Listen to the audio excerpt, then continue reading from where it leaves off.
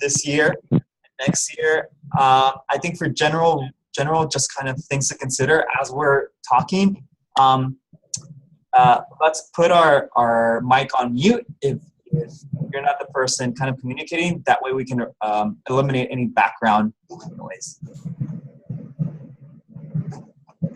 If I can figure it out. Okay, who else wants to go ahead and introduce themselves?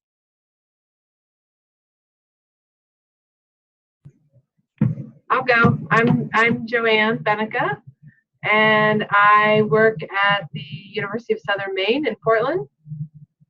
And this is my second year in this group. Glad to be here.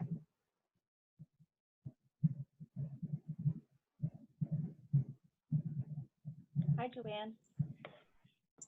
Welcome, Joanne. Thank you. All right, who's next? This is Teresa. Can you all hear me?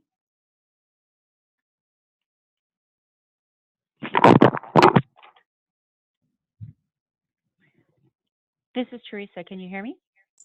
Hi, Teresa. Your volume's a little low. Okay. Can you see me on the screen? Or my name? I see your name, yeah. Okay, you're on phone, I think. Okay, sorry. This is Teresa. I'm outgoing chair for DKC, co-chair with Cindy. And I've been involved with the KC for, I think, I don't know, 4 years now, I think.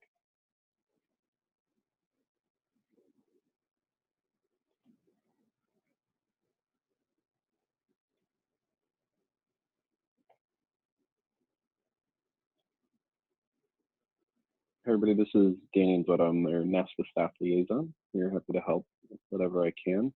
I see there's a 919 number. If you want to let me know who you are, I can rename the number so we can all see your name.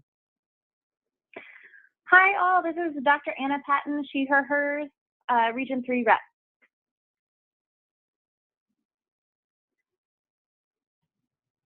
Hi, my name's Faye Debry, and I'm with Salt Lake Community College in Utah. Hey Faye, this is Melanie. I'm over at the University of Utah. Hi, Melanie.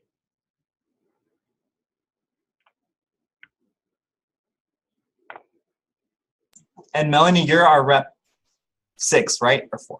5. 5.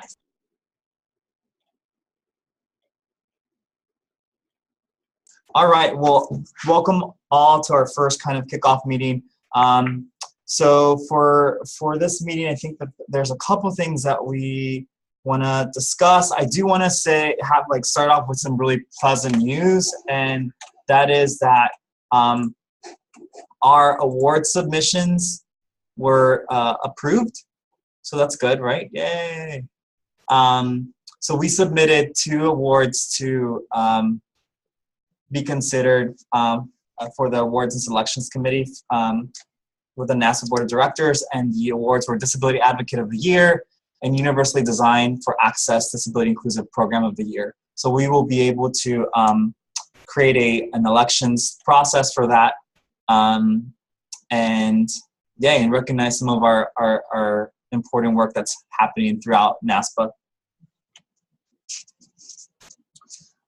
Something that is due is the leadership team rosters on May 15th. And so I'd like us to have a pretty, yay, Joanne. And I'd like us to have kind of an outline of all of our members and where they're from, and if they're interested in some sort of leadership position. I believe in lateral leadership and horizontal leadership, in a sense where our assigned role is just that, our assigned role, but we really all kind of collaborate, and I'm really seeking to get the input and the insight from all of you together. So I'll send an email so that we can, or maybe it would be better if we send out almost like a membership form. I'm not sure, Teresa, do you have, other than the folks of, on our emails, is there another membership list that exists somewhere that we might get access to?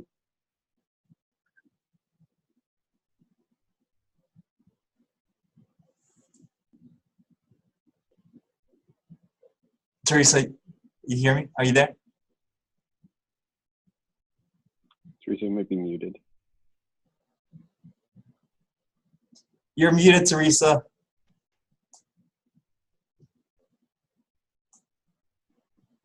Okay. Well, oh, there you go.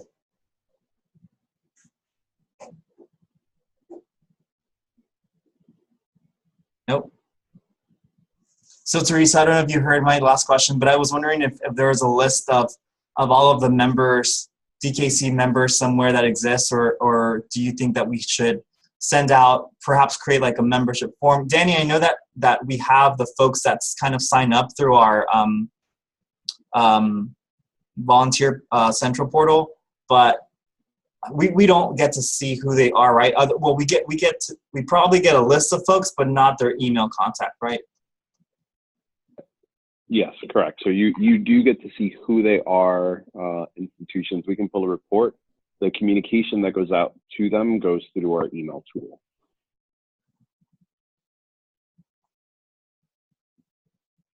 Okay. So if you do want to create some kind of form just to get an idea of, people that are interested in leadership or just want to know what things are happening, we're able to send that out through the email tool. Awesome.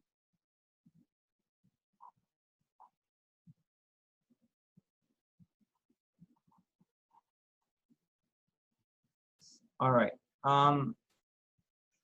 So two things that we would hope to maybe decide today is if anybody is interested in either serving on this kind of election committee for our awards, or not election, awards committee, starting to get down who those folks could be. We also need folks who are interested in overseeing what program submissions come into the DKC to be sponsored by RKC. So there's definitely opportunities for leadership. One of our goals that we talked about is to finalize what is our mission and then start to create our strategic plan. Our larger report is due on May 27th, our board of directors report, and it's supposed to include a draft of our strategic plan.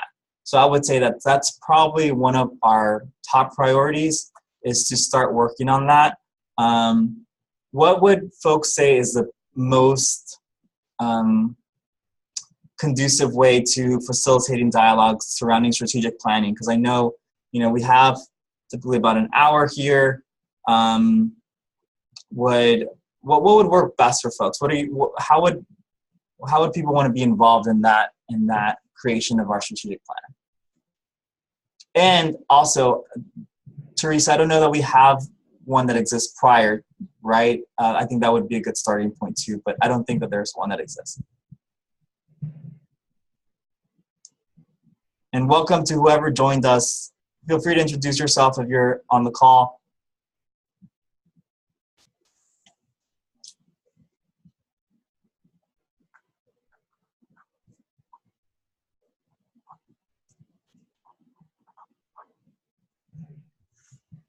No? Yeah. I'll jump in and say, hey, this is Cole from Tucson, Arizona, jumping in on phone. Hey, Cole. And muting inadvertently. Hey. All right. And who's the 847 number? This is Teresa. I just called in by phone because I was having trouble with the computer.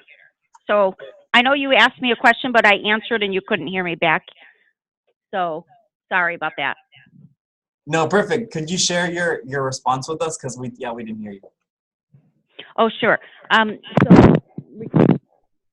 regarding the priorities, or you're saying regarding I had answered the one about the list.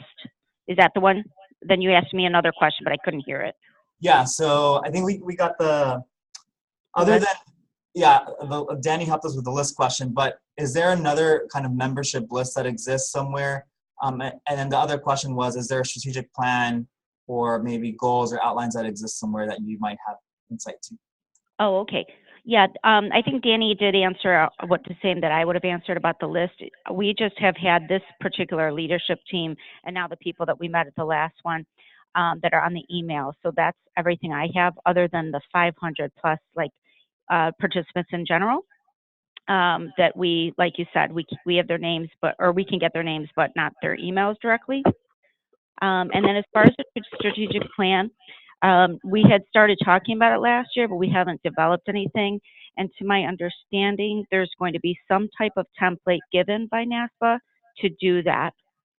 But maybe Danny knows better than I, but I think that is true.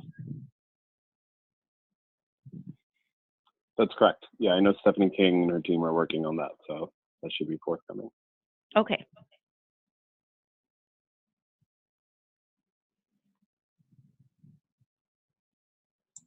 All right, so why don't we start with really hammering out the mission. Did folks get an opportunity to see that? Yes. Awesome.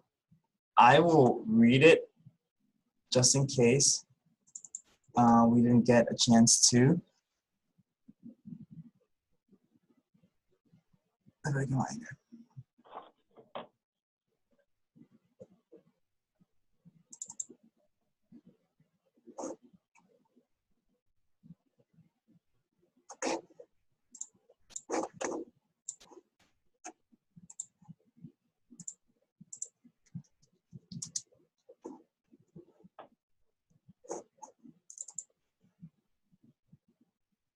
All right, so what we have on there as our draft mission is the DKC aims to create a network of student affairs professionals dedicated to championing access and inclusion for individuals with disabilities in higher education.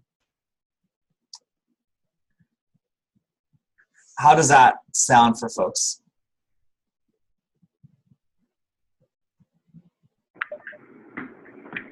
Hi, all. This is This is Teresa. Anna. I think it's great. Ooh. Sorry. Go ahead, Teresa. Oh no, I was just going to say I think it's great. I think we started talking about it at the conference, and I think that it's good. It's to the point and short and sweet, and it grasps what we want to do.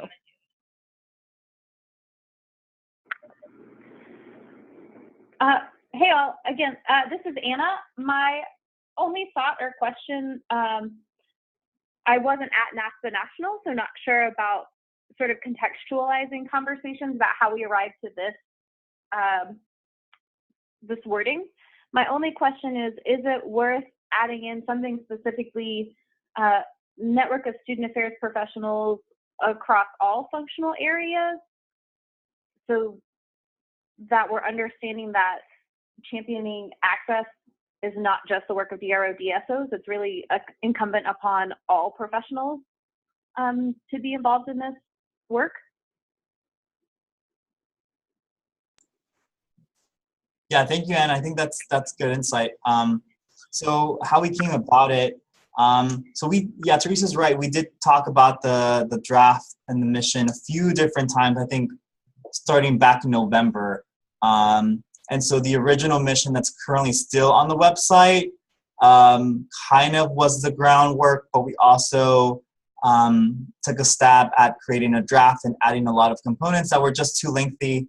And the overall feedback from our business meeting at the convention was that we just need one sentence to really kind of tell us what we want to do, and then all of the other pieces can just be strategies that feed into that mission.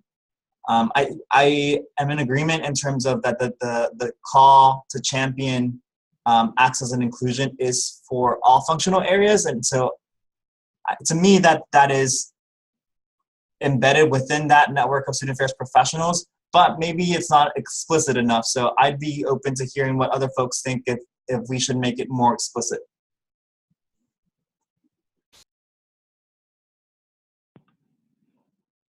Could you read it one more time, Jerry, just to make sure I got it? Yeah, sure. The DKC aims to create a network of student affairs professionals dedicated to championing access and inclusion for individuals with disabilities in higher education.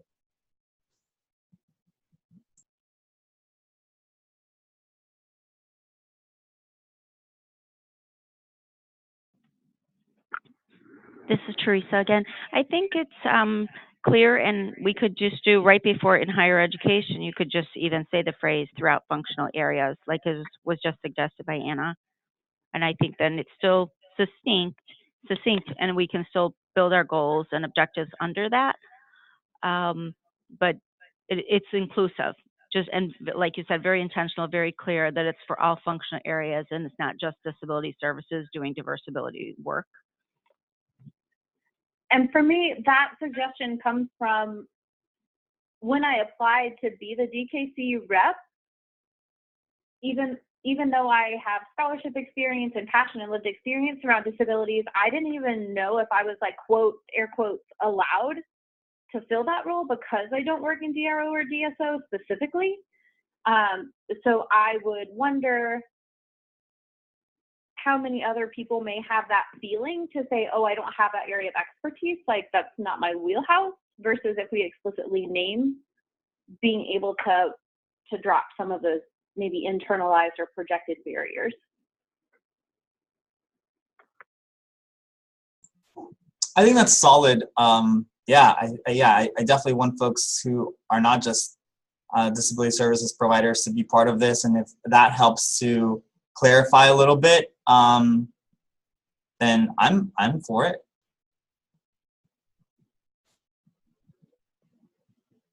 Cool. So it sounds like we have a mission. If there's no other feedback, no. Okay. This is Cole, and I just had one question about the use of individuals with disabilities versus maybe using the term disability community.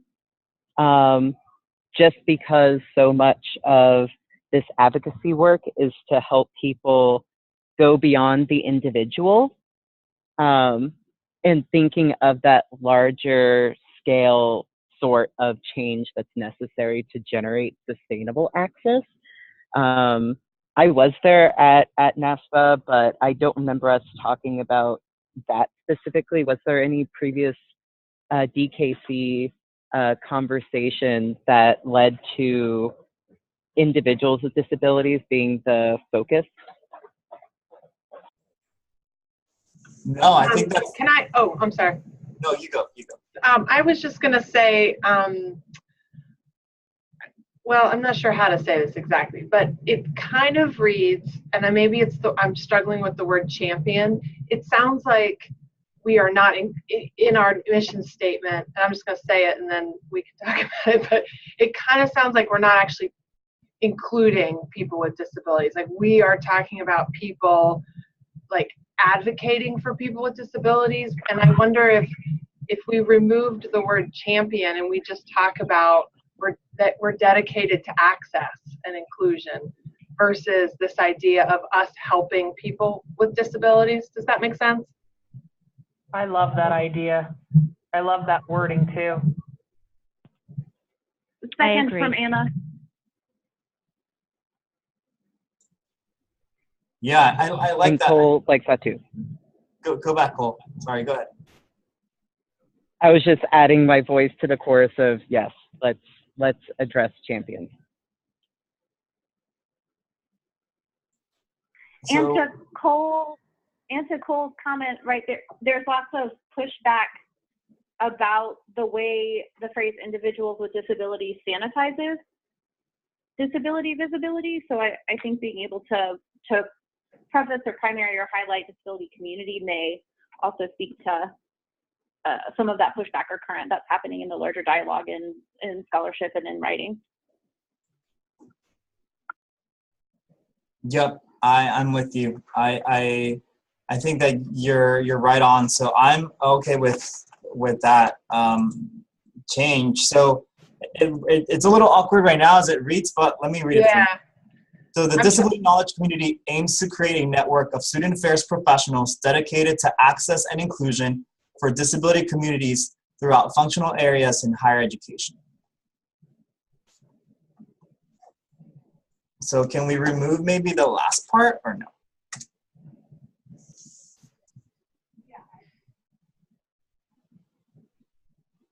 And maybe part of I'm just talking again, just kind of generally. I don't have a specific change in the statement, but I'm thinking about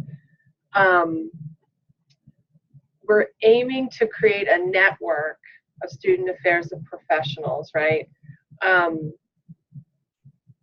But maybe our mission is just, it's not so much I guess what we're trying to get at, and correct me if I'm wrong, is going back to the original mission, which was about this kind of resource, right? We are a resource for other student affairs professionals. Is that what we were trying to capture with creating a network of student affairs professionals, versus just saying our mission is to be continually talking about access and inclusion versus, does that make sense? I'm sorry. It's 4 o'clock. I'm a little tired. I'm with you. But yes. So the original mission was more centered on us being like conduits for information, like this resource for everything and anything disability related, which continues to almost like silo disability to DKs, to DRCs, DKCs, whatever, right? And so this idea of creating a network where everybody has, got it. Yeah. That's where that network piece comes from. The term individuals with disabilities, I don't know how we arrived at it either. You're right. We could, I think disability communities is a lot more appropriate. But I do think it's rather long or awkward. So is it already implied that we're doing this work in higher education, since we're a higher education student affairs association, where we wouldn't need that the last 4 words? So instead it's, the DKC aims to create a network of student affairs professionals dedicated to access and inclusion for disability communities, period. Yeah.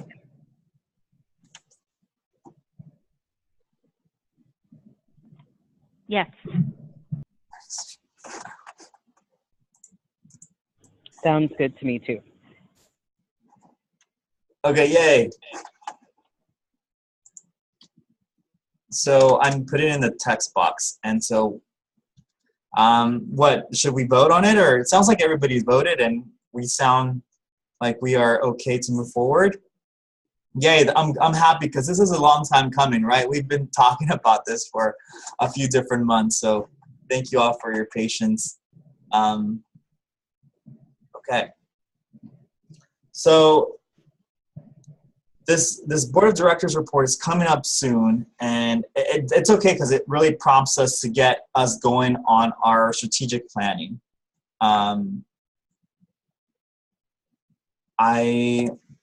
Danny, by chance, do you have the NASPA's strategic plan nearby where you could drop it in for folks to access if they could? Yeah, give me a few minutes and I'll pull it up for everybody. I'll send it out in the email so everybody has it. Awesome. So,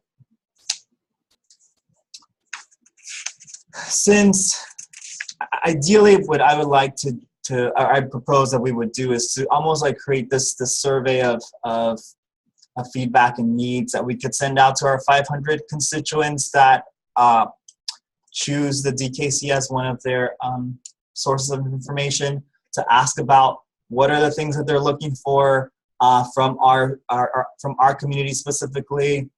We're in late April. I don't know if we have time to pull that off. So when we met as a group back in November, December, we talked a little bit about what is important for us. And we mentioned things like creating educational programs like webinars, talking about UDL and programmatic accessibility. What are other things that folks are hoping, especially the new people that are brand new to our DKC? Welcome and thank you so much for being a part of this. What are some things that you think are really important for the DKC to share? Yeah, and then what do you want? What do you want to gain out of this group?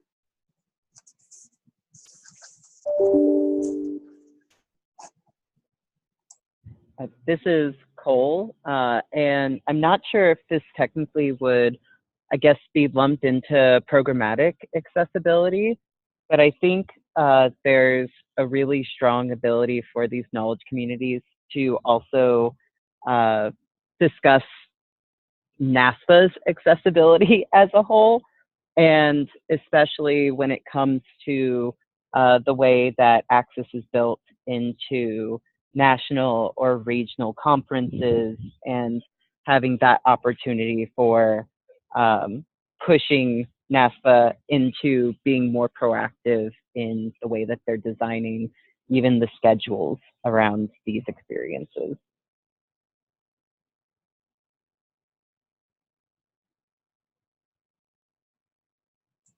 Thanks, Cole. I think that that's super important, and there's an opportunity to be accessibility point of contact in terms of like for NASPA's larger conferences. So I can talk to you about that later if you're interested. But yeah, I think it's important because we would set the almost like the precedent for regional conferences, and then local conferences, and then perhaps so on and so forth. So helping to create those guidelines could come out of this group. So yeah. And this is Joanne. I have a suggestion about that. I'm the NASPA Region 1, and I went to the Region 1 conference last November. And there was a disability caucus that was arranged. And I don't know if that was a common thing at the other regional conferences, but one of the goals of it was to talk about the conference itself. And so I wonder, in connection with what Cole just said, is figuring out the regional conferences and who, if accessibility was a consideration and what they did, and maybe using that as some guidance to what you're talking about, which is create some kind of document. I think the general sense that I walked away with is that there was definitely we need to do this attitude. And I think when I left the caucus, there was a sense that we needed to change it from we need to do this to we will do this. And I'd like to see this group really inform either at the regional levels that then could have like the national level, gateway to that. But I definitely, at least in the New England one, there were some great conversations, and I'm happy to share the notes that I took from that. Jen, thank you for that. I will jump in. In my role as the staff liaison to this group, part of what I'm hoping to do, and aside from this, I work specifically on all of our regional conferences, is getting your all's feedback on how we can create more accessible conferences. So that logistical piece is something that's huge for me. This space will be, at least for me personally, a space to come and ask for insights from the experts as we plan annual conference, because I also manage the accessibility component for what we have that happens at annual. But then also hoping to take that experience of everything that we're able to do at annual conference and translate it to the regional conferences and our other national institutes. So that's definitely something I'm happy to help on. Well, and I think it speaks directly to this mission statement we just said about dedicated to access and inclusion. And I think it would be a good, very practical goal. I think that's very doable, that we could do this year.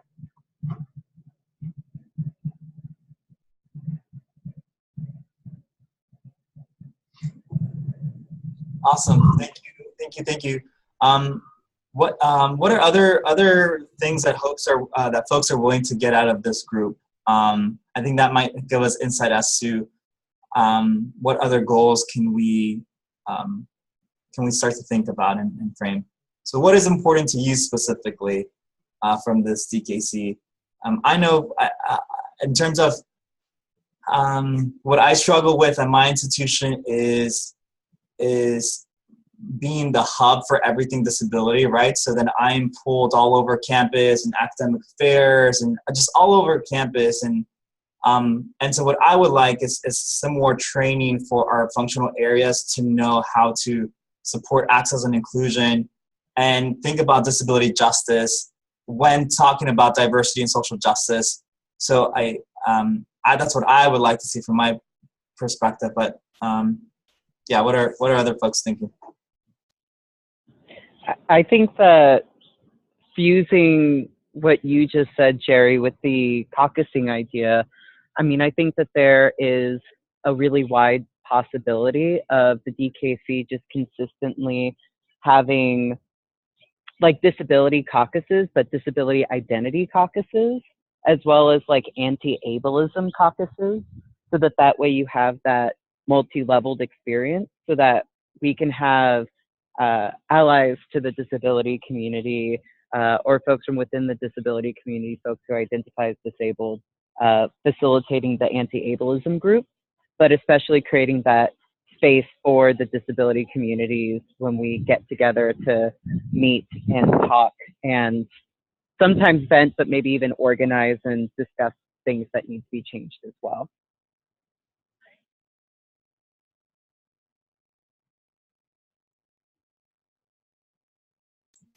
Cool. Yeah, I like that. Can I ask if folks are part of a head? And if you are part of a head, how do you choose between going to a head that's more disability focused versus going to NASPA? Because I think that when we think about what our group, what is a goal for our group and what is our purpose, I think we also have to think about like these financial barriers that exist for folks at institutions, and knowing that we have limited staff in various DRCs and areas.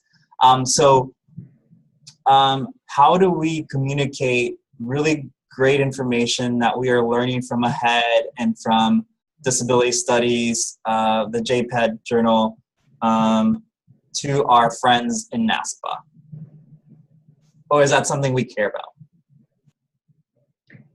I think that's definitely something we care about. That's a great just idea to think about who does and can participate in places like AHEAD or PTI or any of those disability focused conferences, and how are we sharing that with I definitely participate in AHEAD.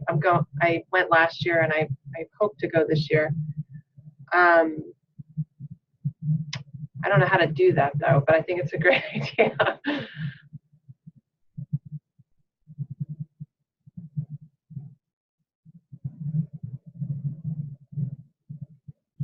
Hi, Cole again. I think that one of the big ways to start would be maybe even just in our knowledge community profile, linking to a lot of the resources that people in HEAD have been creating over the past few decades, especially recent research and reports, things that we find provocative that we think folks in student affairs might be fairly interested in. And I think that compared to AHEAD, though, we have a really unique perspective, because the work is very much should be focused with the same framework. But a lot of people who, at least from my experience within disability services, typically limit their thinking to academics and maybe workplace, but we don't necessarily think about what the implications would be for like student affairs practice. So I think our knowledge communities like contribution, so it's not just sharing AHEAD resources, but maybe even taking inspiration to really figure out what do these models mean and practices look like in our practice as student affairs practitioners, and not just looking to classroom accommodation or workplace accommodation.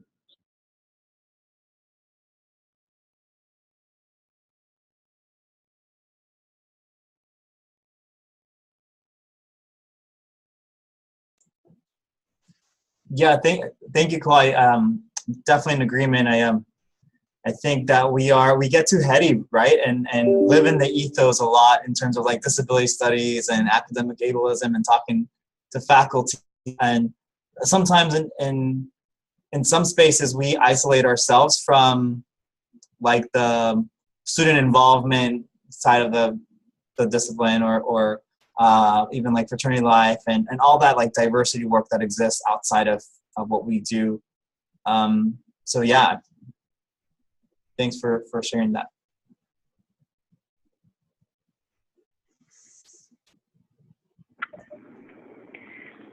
Hey all, this is Anna.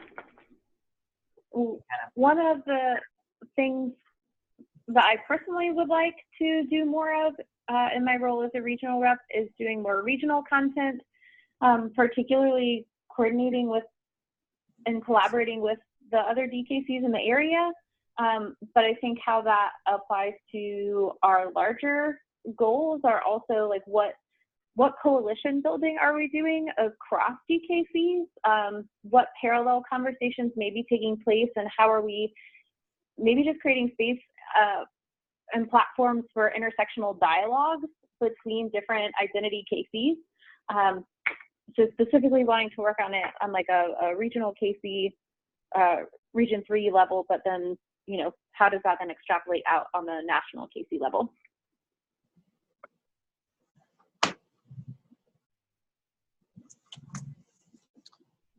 Thanks, Anna. Can you share maybe some examples of what you've seen, like other DKCs collaborate on that you would that maybe prompted you to think, hey, DKC should do something similar? Ooh, okay, great question. So the Region 3 rep for the Sustainability Knowledge Community is one of my colleagues here at State. And there's a lot of push and pull on our campus, particularly around single-use plastics. There's a lot of momentum, for example, about bans, straw bans, plastic bag bans, just ban all the things. And one of the things that he and I are wanting to curate is a conversation about what's the intersection between eco-justice and disability justice. And particularly, right, conversations with straw bans lend itself to the intersection of those identities and those practices. So one of the things that he and I have fun around are thinking about, like, how can we do maybe a series of podcasts of conversations about ways in which sustainability topics and disability topics interface, and trying to encourage other folks in the region to maybe generate their own episodes or topics or issues or ways in which they are seeing those KCs overlap. So that's where that's coming from is the conversations that we're seeing on our campus and the dynamics we're seeing play out on our campus, but also knowing that those dynamics are reflective of a larger national dialogue of intersections between sustainability work and disability work. And sometimes full of friction, right, intersections. So how can we hold the space or create the space to have productive or constructive dialogue about moving through, moving forward, moving with each other collectively rather than working against one another? Awesome. Thanks, Anna.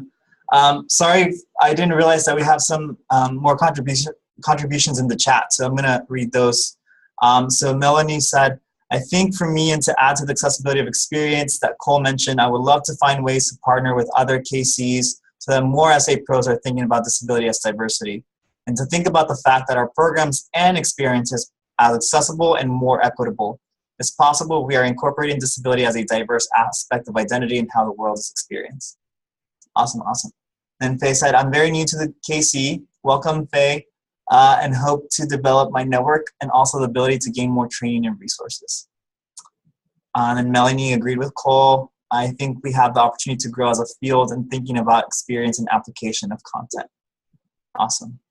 Cool. So it does seem like we, like the common theme is that we are almost like this hub of information and resource, whether it's being connectors, right, of information from that we obviously curate and help. Sometimes information or academic discourse is not accessible to our student affairs partners, and so curating information in a way that can be applicable, but also creating a network within each other.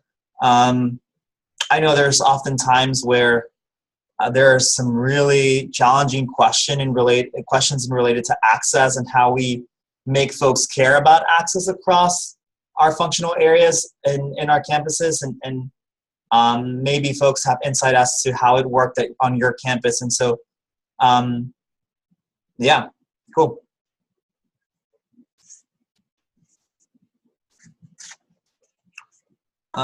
So Cole also mentioned that it's really our prerogative, and I agree with you, Cole, and Danny's going to help us with this in terms of making NASPA accessible as a whole, all of their professional development opportunities, but maybe it not stopping there, and almost creating some sort of guidelines that we can share with our partners and collaborators in functional areas. I also have a secret, not so secret agenda to support the collective and individual missions of DRCs and spaces. So I think that eventually, obviously, once we find our common maybe the cause of what we want to focus on, I would propose almost advocating for the NASPA administration to, as they share updates or recommendations, and Danny, maybe you can correct me, but as they share updates and recommendations that relate to issues such as like undocumented students or race relations and free speech on campuses, that they're also including accessibility or disability justice within those recommendations or letters of support that they often send or put out as these, statements. I don't know that I've ever seen a statement coming out from NASPA in terms of how they support access or want institutions to support access, and maybe that's because there are federal, protections for access, but we know that that's the baseline, it's not the ceiling. So I don't know, what do y'all think about that in terms of having some sort of advocacy letters or statement coming from that we draft together and then hopefully push up so that it can be funneled to different institutions? And what do y'all think of in terms of viewing ourselves as advocates for inclusion beyond making recommendations to functional areas and whatnot, but rather driving what NASPA puts out to?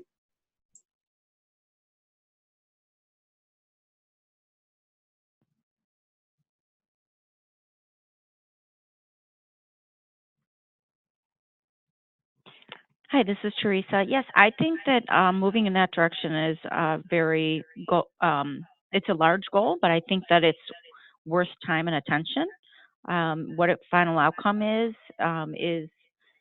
I'm not sure, because I don't know what NASPA's kind of rules and regulations are about what they will put out or not in terms of their opinion on various matters. But I think moving in that direction is definitely something that this group can look at.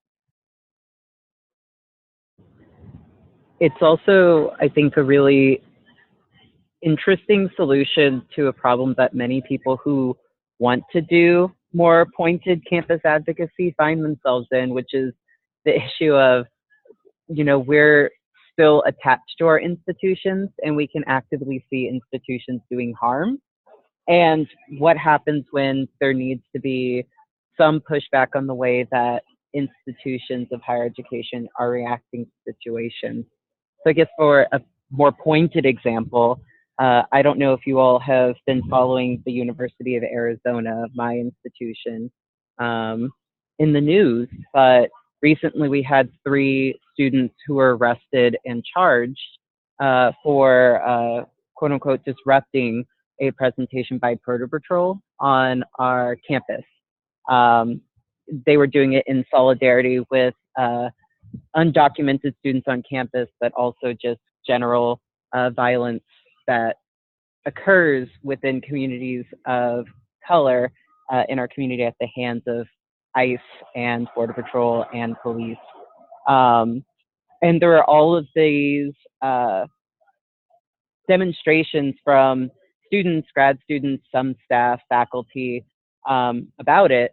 But myself and many other people on campus felt this weird tug of, we're not technically allowed to demonstrate against the institution, but we want to make some statements. And so leveraging groups like this knowledge community as a means to talk about, you know, the politics of documentation and how that intersects with disability communities as well, becomes a really provocative tool to draft something up, and to really also, it educates everyone else in ways that they're not thinking about how disability moves beyond just, you know, the literal disability experience, and allows people to then express themselves in a way that maybe challenges some prevailing institutional practices in interesting ways that, you know, if they were just saying it on campus, may not have the broad audience that they would like.